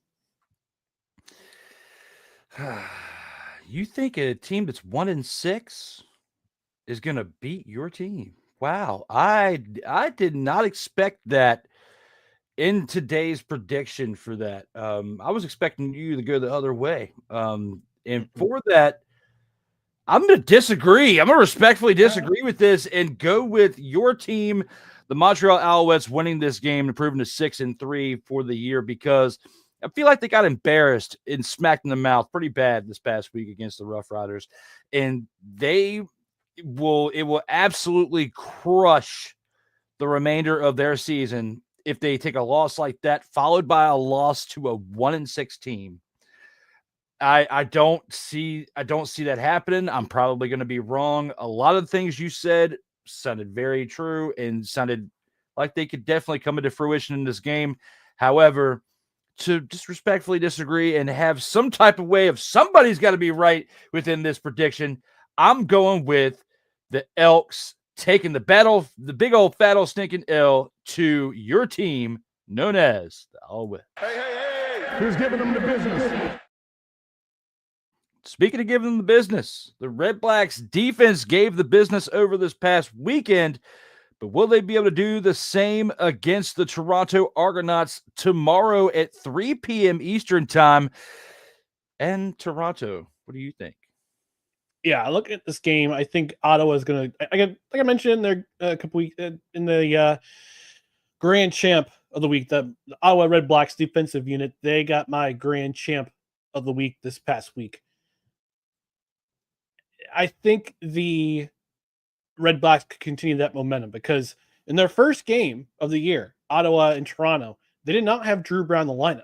Drew Brown was injured that game, and actually could have won that game if it weren't for a special teams touchdown and a defensive touchdown, a fumble return for a score. But Toronto, their running game, they don't have a running game right now. And Ottawa shut down Calgary last week, 35 yards rushing. Toronto had 8 yards rushing last week. So it's going to be up to Toronto to try to figure out a way to beat Ottawa's defense. But on this other side of the ball, Ottawa's got to protect Drew Brown. They got to get back on that horse and protect him. But I think in this game, the Battle of Ontario, I think Ottawa's going to get a measure of revenge, keep up that momentum, and distance themselves from Toronto in the standings. Because in their first meeting in Ottawa, Toronto took care of business there. But I think this game in Toronto, I think Ottawa's going to take care of business and get the win. Yeah, I'm going to agree with you on this too, based on what we've seen out of the Argonauts this year, and what the Red Blacks defense has been able to cook up here over the past few weeks. I'm going to go with them winning this one, in this what could be the Dumpster Pelican Bowl of the week between these 2-6 teams. But I agree with you here. I've got the Red Blacks winning this game and improving to 3-6. The Argonauts fall to 2-7. Who's giving them the business? And for our last game of Week 10, the Winnipeg Blue Bombers are on the road to Calgary to take on the 5-3 Stampeders. The Winnipeg Blue Bombers, who are right behind them in the West Division, are 4-3. Do you believe the Blue Bombers win this game to kind of get the leg up on the Calgary Stampeders in the standings here? No. No, it's going to be. I think this game will be closer than the first two meetings.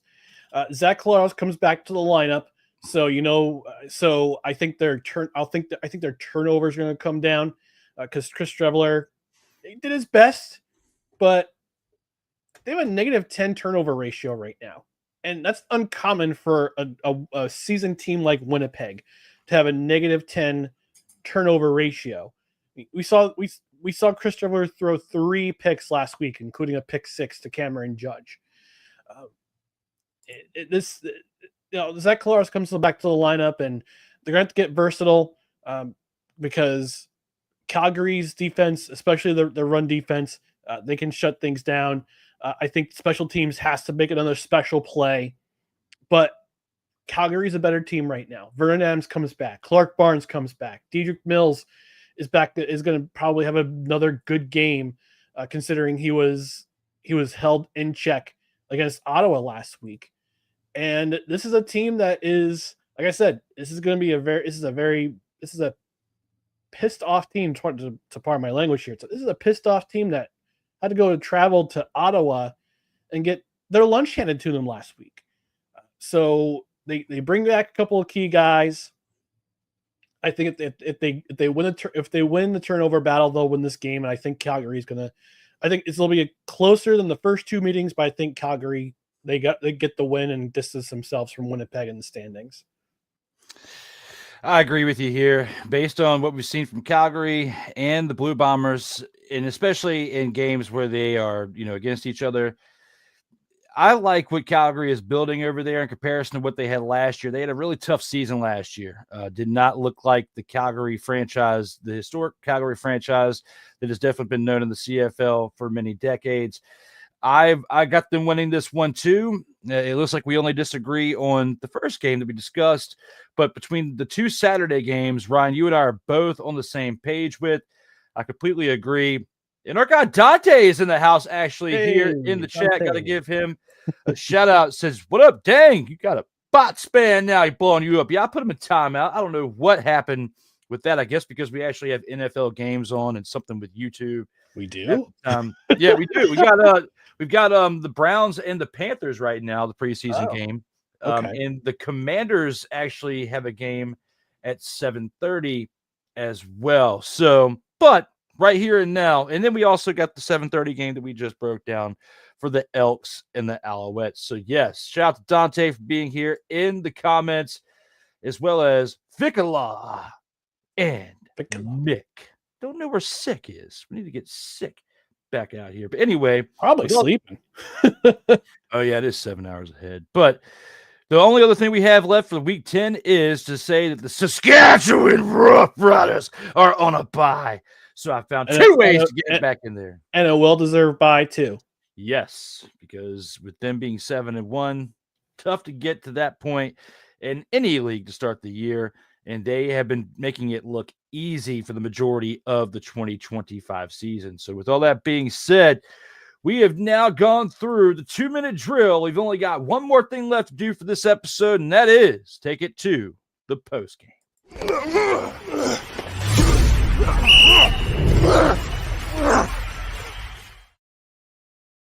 Total Football Talk. As long as it's one. Oh, it's great. I love it. I hope it actually is recording. Listening to it. Now's that time of the program where we give our final thoughts of the episode. And for his final thoughts for episode 96, turn it on over to Mr. McCarthy. All right. So this past week, actually it was yesterday. It was yesterday during the post-practice presser that Aaron Glenn announced that the New York Jets would be having their starters play in their first preseason game of the 2025 season. So tomorrow against Green Bay, you're going to see Justin Fields. You're going to see Garrett Wilson. You're going to see Breece Hall. You're going to see a lot of the start. You're going to see many, if not all, the starters. You'll see Sauce Gardner. You'll see Quincy Williams. You'll see Jamie Sherwood on defense. And as soon as Aaron Glenn told the media that the Jets were going to play their starters this week,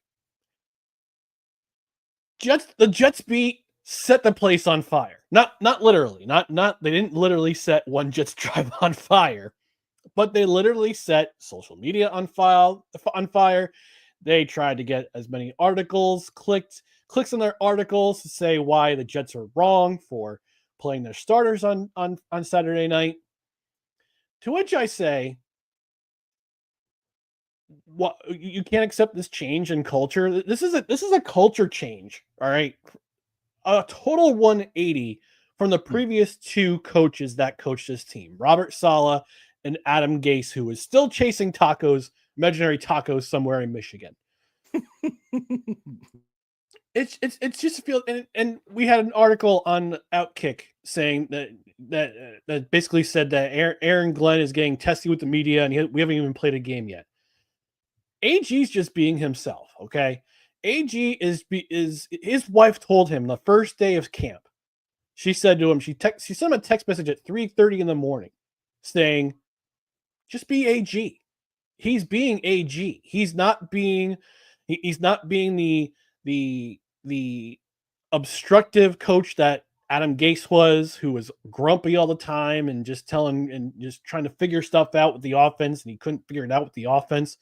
He's not Robert Saleh, who's always kissing up to the media and says, we're gonna make sure that we're gonna keep some receipts of what you're saying in the media. No, this is a guy this is his first shot as an NFL coach. He's been nothing but available and giving direct answers to the media after every practice, at every press conference. He's been nothing but accommodating.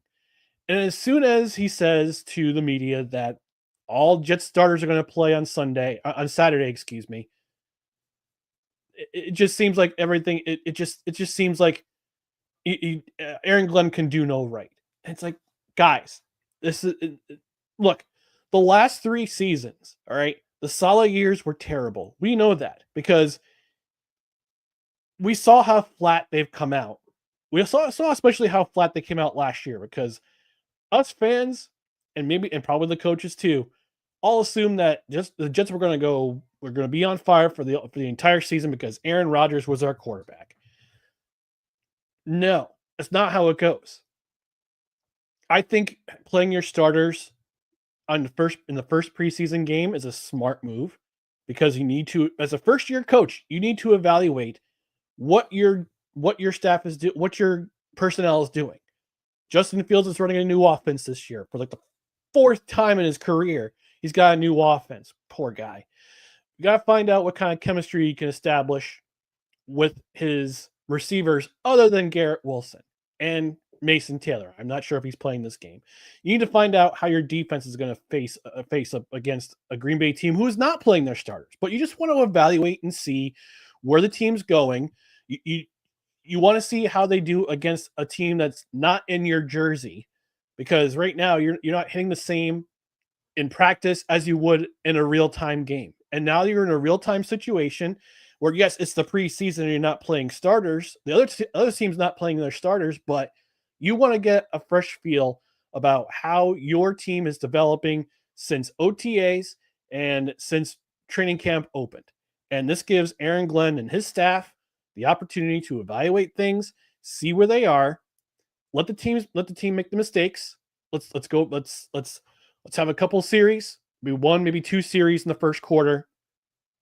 Let's see how we can develop drives on the defensive side of the ball. Let's see what things we can clean up, because that's what they've been working on in practice. Been working on cleaning up penalties, because the Jets were the most penalized team in the NFL last year. They've been working on properly coaching players like a Will McDonald, who I think is going to have a monster season as the edge rusher as one of the premier edge rushers on this team. But they want to get a fresh feel of how this team's going to develop, especially in a new offensive system, especially with a new quarterback in play with Justin Fields. Again, let's see what they do. If they make mistakes, we can go back on Monday. We'll watch film. We'll clean it up. We'll get ready for week 1. And the fact that this Jets beat, I think they hate not only the Jets, they not only hate covering the Jets, they hate the Jets, they hate their fans, especially. And I was going to mention this last week on last week's show, but I kept it positive for the most part. Let the coach do his job. Let the coaches coach, let the players play, and let's see how things work out, because I want this team to come out swinging in week 1 against their former quarterback, against the Steelers team, who I think will finish with a record that is below 500 this year. Hot take. Let's see how things work out with this team. Let the starters start. Let's fix the mistakes. And in week 1, execute, and hopefully it goes for 17 weeks this year. Because as a Jets fan, I'm tired of seeing this team fail. I'm tired of this team being a meme. Tom Brady at his statue unveiling made a joke about the Jets, and I hope the Patriots are cursed for 55 years like the Jets have been. So I pray that the playoff curse is that the playoff drought is relieved this year. I don't think it'll happen, but I just want to see this team stay in games for 2025. And it starts tomorrow night in Green Bay. Well, I hope the same for you as well there, sir, as we are finally back to NFL action with the preseason in tow. And the Carolina Panthers and the Cleveland Browns are currently in action. The Patriots and the Commanders are about to be underway as we close out our program here. But here in the post game, I want to talk about something. I want to talk about the lifespan of football players. It's been historically proven most NFL players usually only have a lifespan between the ages of 50 and 60 on average, right? Over the years. Now, of course, with the advancements in medicine and technology over the last 20, 30 years, those numbers have continued to increase as far as the lifespan in the age, as far as how old they get to be before the average of those players passes away. Recently, about 4 days ago, since it happened within this week, we had what most believe was the oldest living NFL player who just passed away at 95, and that was Billy Houghton, who was a Packers star from back in the day, who played in the 50s and early 60s. He's a former Green Bay Packers star, regarded as one of the most productive wide receivers of the pre-Super Bowl era, who was a founder and the first president of the NFL Players Association, who died at 95 on August 4th in Houston, Texas. Ooh, God bless. Yes. He was born in Littlefield, Texas in 1930. He is believed to have been the oldest living NFL player, as I just said. Houghton scored the Packers' first receiving touchdown at Lambeau Field in 1957. He was a second-round selection by the Packers in 1952 and became the first NFL rookie with a 1,000-yard receiving season after recording 1,231 yards that year. He led that league in receiving yards twice and was named to 4 Pro Bowls and was a 3-time All-Pro. He holds the Green Bay Packers single game franchise record with 257 receiving yards in a 1956 game against the Los Angeles Rams. And when he retired in 1963, he was the NFL's all-time leading receiver in receptions with 503 receiving yards, 8,459. And he was inducted into the Packers Hall of Fame in 1974. A quote said by Emlyn Tunnell before the 1958 season: "For my money, Houghton is the toughest pass receiver to cover in the National Football League." But wow, that's when you have somebody who's a Hall of Fame safety saying that about a receiver, that's pretty big news right there. After 7 years in Green Bay, Houghton was traded to the Cleveland Browns in 1959 and then to Dallas as a member of the Cowboys' inaugural team in 1960. He spent the rest of his career, being the last 4 years of his playing career in Dallas, playing for Coach Tom Landry with quarterbacks Eddie LeBaron and Don Meredith. Houghton was also an All-American in college at Rice and a member of the Rice Hall of Fame. A very, very storied career for a man who lived to be 95. And that's why I brought up at the beginning, average lifespans of NFL players. I mean, and this is them all collective, like all positions. Of course, if you look at quarterbacks, if you were just to say NFL quarterbacks, they probably live the longest out of all the positions in the NFL because they're less impacted than others. But Billy Houghton, a wide receiver, back then, the game was bruising in the 50s and 60s. They took punishment consistently, getting beat up by the defense. You are a receiver and you live to be 95. You are tough as nails there, sir. For you to be a part of the founding members of the NFL Players Association and the first president of that association, you left the game better than the way you found it. You were football's John Cena of the 50s and 60s and 70s on into your post-playing career as part of the NFL Players Association, and you lived another 55, 60 years after your retirement to see the fruits of your labor and see how far the NFL has grown. I wanted to give my flowers to that man today in the post-game.